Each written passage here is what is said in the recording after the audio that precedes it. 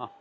LG500和 LG500 Pro 的话，两者机器的话还是有差别的，很明显的速度上面的差别。然后我们现在系统里面默认的参数的话是 LG500的，因为 LG500的话是我们去年的产品 ，Pro 的话是我们今年8月份以后才上市的。那相对于里面的数据的话，我们陆续的在更新。如果现在大家收到的是 Pro 的，在使用的时候需要更快速的去拆支架的时候的话，我们只需要改一个地方，因为 Pro 的这个地方呢，这个机器的话，我们在性能上面的话已经优化了很多。我们新上传的数据的话，全部都是按照 Pro 的数据来上传的。如果说苹果里面，然后有一些数据还不是Pro 的数据的，大家在收到机器以后，在用的时候的话，把它修改一下就可以了。比方说我们这个14 Pro Max 的，我们选择好了之后的话，我们默认的参数在这个地方，这里有一个速度，默认的速度的话是2000。那我们 Pro 的这个速度的话，我们可以直接把它调到5000，我们甚至5000的速度和搭配现在这个机器的话，都比500的